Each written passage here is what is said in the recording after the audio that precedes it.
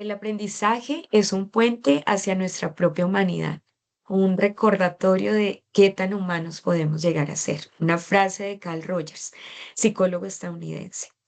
Bienvenidos y bienvenidas de nuevo a este espacio de reflexión académica. Mi nombre es Carolina Cubillos Moreno, soy psicóloga y docente de básica primaria. En esta ocasión quiero centrar la atención en ese proceso humano complejo y en ocasiones fascinante que es inherente al ser humano e inherente a la educación, y es el aprendizaje. La idea es realizar un recorrido por las diferentes teorías que lo sustentan, comprender cómo estas teorías tienen un impacto en los procesos de aprendizaje, pero lo más importante es identificar de qué manera estos marcos teóricos tienen realmente un impacto profundo en la práctica pedagógica de nosotros, en la forma como nosotros desarrollamos metodologías que nos permitan transformar realidades en el aula. Para lograr esto, quiero mencionarles los conceptos o la forma como desarrollaremos esta presentación.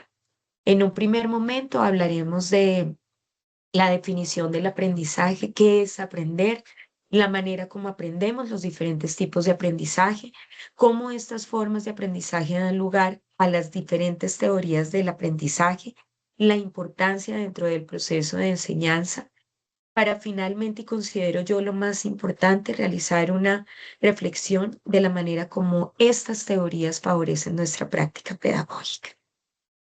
Y bien, iniciemos con la definición de aprendizaje. ¿Qué es este cuento de aprender? Con la lectura de diferentes autores, cada vez me convenzo más de que el aprendizaje definitivamente no es transmitir información, sino es un proceso complejo que requiere de adquirir destrezas, desarrollar habilidades que nos permitan comprender situaciones del mundo y de esta manera implementar a partir de estas destrezas y habilidades en nuestra realidad el saber que tenemos, es saber hacer, implementar lo que de alguna manera hemos adquirido en algún momento, con el fin de transformar nuestros pensamientos y sobre todo la manera como observamos el mundo. Pero, ¿cómo se da este proceso de aprendizaje? Y considero yo que nuestra capacidad de aprender es diversa, porque abarca desde el aprendizaje memorístico por asociación hasta la posibilidad de socializar y uno de los aprendizajes más bonitos que es vernos en el otro. Tener un espejo en el otro, en los pares, en las personas con las que compartimos. Bien, desde un enfoque conductual encontramos aprendizaje memorístico en el que la persona o el estudiante retiene datos, conceptos y definiciones. Y para esto es necesariamente o es necesario contemplar un repaso para que la información permanezca a largo plazo. Dentro de este enfoque conductual también podemos contemplar un aprendizaje implícito. Este aprendizaje implícito no necesariamente requiere de conciencia de aprendizaje, sino que se desarrolla por la vivencia diaria que contemplamos o tenemos los seres humanos. Aprendemos a cómo actuar. Creo que aquí es donde en los contextos educativos podemos contemplar la convivencia. Aprendemos cómo actuar definitivamente en un contexto. También podemos contemplar un aprendizaje por descubrimiento en donde nuestros sentidos cumplen un papel importante. Brunner y Piaget hablaban de él, es ese aprendizaje por descubrimiento, cómo podemos contemplar el mundo a partir de nuestros sentidos y cómo estos le dan la posibilidad de transformar la información que tenemos en nuestra mente. eh, el indiscutible y fabuloso aprendizaje significativo de David Aswell, en el que eh, es importante contemplar los aprendizajes previos a los nuevos a los que nos enfrentamos y cómo a partir de diferentes estrategias podemos transformar esos aprendizajes previos o los podemos complementar y podemos generar nuevas teorías. un aprendizaje bastante importante en la transformación de realidades de nuestros estudiantes y de nosotros mismos como docentes. Y una de las maneras más bonitas de aprender es ese aprendizaje social, en donde Bandura y Vygotsky nos dan las herramientas suficientes para comprender que el contacto con el otro nos da la posibilidad de tener un espejo, un reflejo que de alguna manera nos permite adquirir habilidades para poder desarrollarlas en un contexto específico. Estas formas de aprendizaje dan lugar a teorías del aprendizaje, a la manera como explícitamente, como específicamente, perdón, podemos comprender estas formas de aprendizaje. La primera, como les mencionaba, eh, una, una, un aspecto muy conductual, en donde Skinner y Pavlov nos enseñan o nos permiten comprender la importancia de la asociación.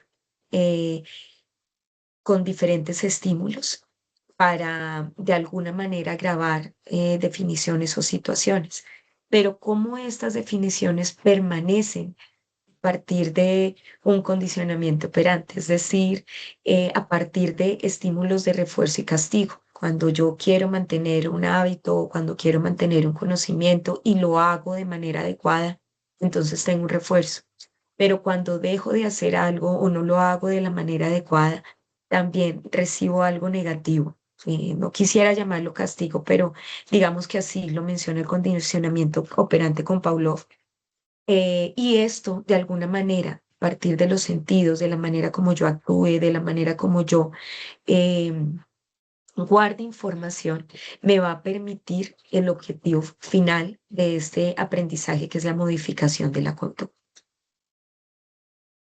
Pasamos a un aprendizaje más cognitivo en donde la información se recibe a través de los sentidos y los sentidos es lo más importante en este aprendizaje porque nos van a permitir frente a cada una de sus características visuales, auditivas, kinestésicas, tener un procesamiento de la información, un racionamiento y una memoria que viene también de la teoría anterior, pero que de alguna manera va a generar una transformación y generar un conocimiento.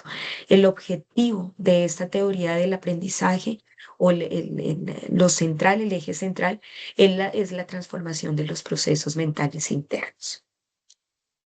Posteriormente pasamos a un aprendizaje más amable, sin querer decir que los dos anteriores no sean importantes, pero este yo lo veo de una forma más humana, un aprendizaje significativo, un aprendizaje que se construye, donde Brunner, Azubel y Vygotsky nos dan unas herramientas en donde nos permiten comprender el aprendizaje desde un proceso activo, es decir, que puede ser transformado a un aprendizaje significativo y que es socialmente mediado.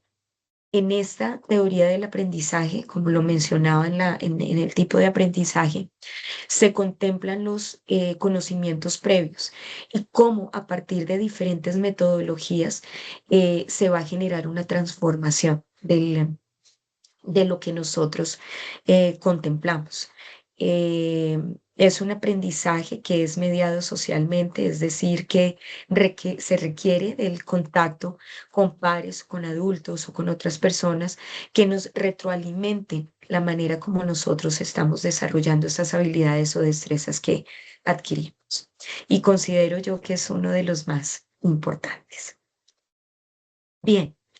Ya que vimos la definición de el aprendizaje, cómo este aprendizaje, estas formas de aprendizaje dan lugar a las diferentes teorías del aprendizaje, ahora quiero centrar la, la atención en lo que considero más importante y es cómo estos aprendizajes, esas teorías del aprendizaje tienen un impacto educativo en las prácticas que desarrollamos nosotros en el aula. Yo considero que todas las formas de aprendizaje son importantes. No podemos descartar el conductismo en la forma como mm, enseñamos, o en la forma como aprenden nuestros estudiantes, pero tampoco podemos desconocer que el contacto con el otro, pensando primero en que ese enfoque conductual es muy individual, es muy personal. No lo podemos desconocer, pero tampoco podemos desconocer el extremo total, pasando por las diferentes teorías de lo que contempla el aprendizaje social, que es otra forma importante de ver el aprendizaje. Voy a mencionar de cada uno lo que considero que podríamos tomar para desarrollar nuestra práctica pedagógica. En un primer lugar, ese enfoque conductual de estímulos y de respuestas. Yo lo veo directamente relacionado con los hábitos. En algún momento se hablaba del enfoque conductual desde la teoría de la economía de fichas. Entonces, ¿cómo logramos que nuestros estudiantes adquieran unos ciertos comportamientos que los lleven a unas conductas socialmente adecuadas? Entonces, doy refuerzo, pero también puedo dar algo negativo, un castigo que corte los comportamientos que no son adecuados. Yo lo veo más por el lugar no tanto de la economía de fichas, sino de la manera como nuestros estudiantes pueden adquirir hábitos. Entonces, cómo yo, por medio de estrategias, logro que mi estudiante contemple dentro de su conducta, dentro de sus comportamientos, hábitos que le permitan llegar a una meta, a adquirir un conocimiento frente a diferentes situaciones en las diferentes áreas de conocimiento, no tanto por castigo y, y por premio, sino con la posibilidad de que él comprenda que esos hábitos le van a permitir llegar a una meta fija. Por otra parte, un enfoque cognitivo, y lo relaciono con el diseño universal para el aprendizaje. Si nuestros estudiantes reciben la información a partir de los sentidos, sabemos que nuestros estudiantes no todos son visuales, no todos son auditivos, no todos son kinestésicos, no todos son emocionales. Cada uno tiene unas características específicas y considero que el DUA es la posibilidad de contemplar esas barreras que se presentan en el aula para darle la posibilidad a nuestros estudiantes que adquieran el conocimiento de una manera muy natural, porque es a partir de esos canales de información que les resulta más fácil comprenderlo. Y de la misma manera, no solamente para recibir la información, sino para generar o hacer visible la comprensión, también se requiere de diferentes elementos y el DUA nos lo permite. Considero que, como les mencionaba, cada uno tiene un aporte significativo en nuestras prácticas pedagógicas. Luego pasamos a un enfoque constructivista, esa posibilidad de ser conscientes de lo que hemos aprendido. Entonces, ¿cómo logramos que a partir de los conocimientos que ya tenemos seamos conscientes o permitamos que nuestros estudiantes sean conscientes de esa información que están recibiendo y cómo el aprendizaje significativo nos permite a partir de proyectos o de situaciones de interés de los estudiantes generar transformaciones en su conocimiento, en la forma como perciben el mundo? Y finalmente, definitivamente tiene que ver con mi pasión y es esta posibilidad de educar emocionalmente el aprendizaje social. Somos seres humanos y una de las características inherentes de nosotros como seres humanos es la posibilidad de relacionarnos, de compartir, de reflejarnos en el otro. Y el aprendizaje social nos lo permite. Aprender a partir del contacto con el otro. Y aquí en educación socioemocional lo veo súper importante en la posibilidad de corregularnos, cómo nosotros como adultos podemos ayudar a nuestros estudiantes a que se regulen emocionalmente, con la posibilidad de comprender que sus emociones son importantes, que la manera como expresan esas emociones va a permitir también a que lleguen a una meta específica de conocimiento. Y cómo este aprendizaje social nos va a permitir no solamente crecer individualmente, sino crecer en comunidad. Yo considero que todas estas teorías del aprendizaje son un pilar fundamental en nuestras prácticas pedagógicas. Todas, todas, indiscutiblemente todas nos dan un mapa para nuestra práctica docente. Nos permiten comprender, predecir y guiar el comportamiento de nuestros estudiantes, el aprendizaje más que el comportamiento, el aprendizaje de nuestros estudiantes y comportamiento de pronto desde la mirada empática y bondadosa que se da a partir de las diferentes formas del aprendizaje. Cada una de estas teorías y cada una de las formas del aprendizaje nos dan una herramienta y nosotros debemos, creo que es aquí donde radica la conclusión de esto, debemos ser conscientes de en qué momento utilizar cada uno de estos enfoques, cada una de estas teorías que son ricas por naturaleza y que de alguna manera permiten que se mitigue las barreras del conocimiento, las barreras del aprendizaje, las barreras que impiden que nuestros estudiantes y nosotros mismos como docentes podamos generar transformaciones reales en el aula. Espero que este haya sido una reflexión académica. Agradecería o agradezco todos sus aportes a esta presentación. Muchísimas gracias.